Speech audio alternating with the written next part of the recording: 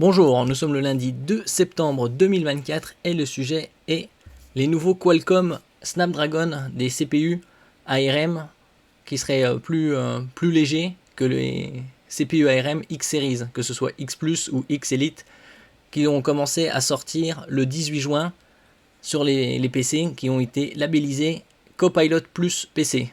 Pour que ce soit labellisé Copilot Plus PC, il faut 16 Go de RAM minimum, 256 Go de stockage et 40 TOPS pour 40 000 milliards d'opérations par seconde en ce qui concerne la partie NPU, Neural Processing Unit, qui se charge de l'intelligence artificielle. Par la suite, il y avait des rumeurs comme quoi il sortirait des PC portables avec CPU ARM en 2025 à des prix bien plus abordables qu'actuellement. Puisque le premier prix au niveau des PC et laptops avec Snapdragon, ça commence déjà à 1200 €. Donc il faut déjà franchir la barre des 1200 €. Et là, ce serait des PC entre 600 à 800 voire 900 €. Et la nouvelle, c'est encore une rumeur, ça reste à confirmer. Et le mois prochain, il y aurait les premiers laptops avec Snapdragon X Plus, mais plus léger que l'actuel. Ce serait une version light. Et on verra sur quelle partie ce sera plus léger. N'oubliez pas de vous abonner pour plus de news sur le monde de la high-tech ainsi que les bons plans, également sur mon Twitter et en dessous de toutes mes vidéos en description. Qualcomm prépare un processeur Snapdragon X Plus raboté de toutes parts. Seulement 8 cœurs CPU et un GPU aux performances drastiquement rabaissées, seul le NPU est préservé, puisque c'est obligé d'avoir minimum 40 TOPS et sur les X Series c'est du 45. Donc ils gardent la partie NPU pour que les PC soient labellisés Copilot Plus. Et donc il y aurait moins de cœurs CPU et une partie GPU plus de 2 fois moins performante. Et donc il y a différentes versions, il y a X Plus et X Elite avec des différentes déclinaisons.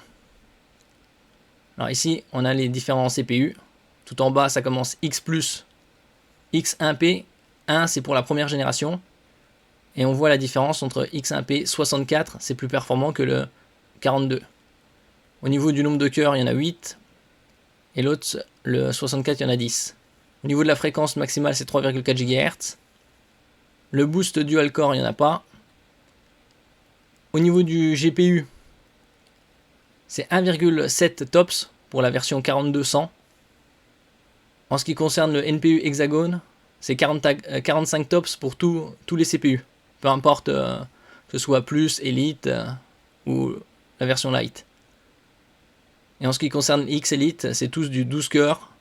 Ça commence à 3,4 GHz maximum et jusqu'à 3,8. Et on voit la partie GPU qui est différente dans les versions Elite par rapport à la version X1P 4200. Et donc bien moins performante pour le gaming. Ici, il y a un peu d'autres informations. Au niveau de la mémoire, ce sera toujours de la LPDDR5X à 8448 MT. C'est millions de transferts par seconde. La partie NPU est toujours à 45. Et les différences, c'est surtout au niveau GPU, c'est-à-dire graphique. Ainsi qu'au niveau du cache total. Puisque tous les CPU, que ce soit X Plus ou X Elite, sont à 42 mégaoctets. Alors que la version Lite, qui arriverait le mois prochain, est à 30. Donc ce serait pas mal raboté. On voit 8 cœurs contre 10 pour le Plus. 30 mégaoctets de cache total contre 42. Au niveau de la fréquence max, ça reste la même. Et au niveau du graphique, c'est quasi plus de 2 fois moins. On passe de 3,8 T-TOPS, c'est-à-dire teraflop. Les terras, c'est 1000 milliards, et flop, c'est opération à virgule flottante. C'est la puissance du CPU, en brut. Déjà, il se contente de 8 cœurs CPU, soit 2 de moins que son homologue Plus, qui est déjà l'entrée de gamme, et 4 de moins que les versions Elite. Sa quantité de cache totale à 30 mégaoctets, contre 42 mégaoctets pour ses frangins. Surtout, Qualcomm renseigne seulement 1,7 teraflop pour le GPU, soit une capacité de traitement bien inférieure aux autres puces Snapdragon X Series. Avec ses 3,8 teraflops, le X1P6400 reste largement supérieur, comme on peut le voir ici. Et donc X, c'est pour X Series, part number. Le 1, c'est la génération. P, c'est pour plus. E, c'est pour Elite. Et après les numéros, plus les numéros sont élevés, plus ils sont performants. Avec ses 3,8 teraflops, le X1P6400 reste largement supérieur. Comme pour l'ensemble de la gamme, le NPU conserve sa puissance estimée à 45 tops en revanche. Ça, c'est tout identique. Snapdragon X1P4210.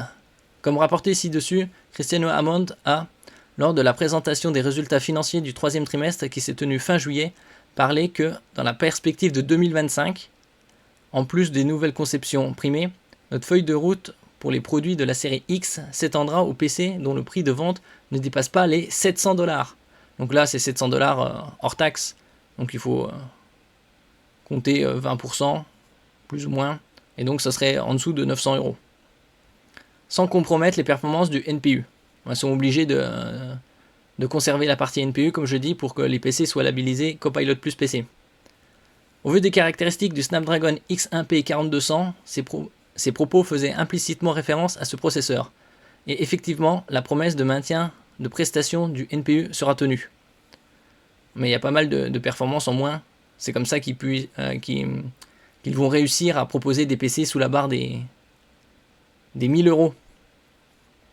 D'un autre côté, dans 3 semaines, il y aura les French Days. Dans 1 mois et demi environ, il y aura les Prime Day d'Amazon. Pour ceux qui sont abonnés à Amazon Prime, ils peuvent l'essayer pendant 30 jours gratuitement. Et dans 2 mois et demi, il y aura les Black Friday et Cyber Monday. L'occasion de faire des super affaires, puisque durant cette période, il y a pas mal de réductions de prix. Et donc ici, le X1P4200 sortirait le mois prochain. D'après certaines infos ici, moins cher dès le mois prochain, donc octobre, courant octobre. Et on n'aurait plus besoin d'attendre 2025.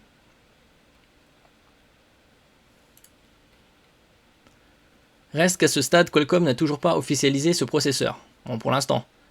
Et à vrai dire, ses concurrences ont même tendance à disparaître. Référencé au sein d'ordinateurs portables tels que l'Asus VivoBook S15 S5507QA, à la fois sur le site officiel et chez quelques détaillants, ce processeur semble actuellement sujet de censure. Même traitement pour les articles qu'il évoquait.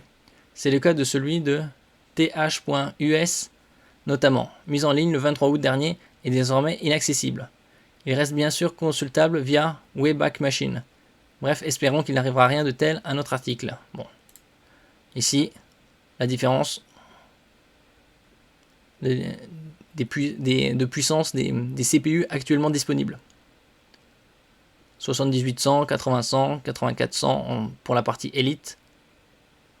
Et on voit des différences au niveau de la puissance, au niveau de la fréquence.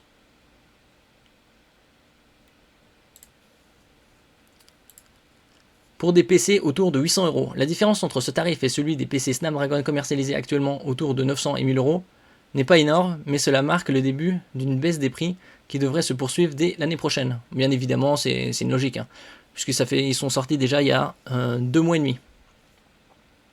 D'après des indiscrétions publiées par Ming-Chi Kuo en juin dernier, Qualcomm aurait aussi dans ses cartons une puce Snapdragon Canim prévue pour animer les PC vendus entre 600 et 800€. Cette dernière devrait être lancée au 4e trimestre 2025, donc ça c'est encore loin. Mais d'un autre côté, en ce qui concerne les PC déjà disponibles Copilot Plus, avec les soldes qui arrivent, on aura des PC Copilot Plus en dessous de 1000€. Parce que ici, par exemple, le Microsoft Surface Pro 11 Snapdragon, qui est commercialisé à 1200, la probabilité qu'il soit en dessous, légèrement en dessous de 1000 euros, est assez importante, que ce soit dans les French Days, voire plutôt durant les Black Friday, Cyber Monday de novembre.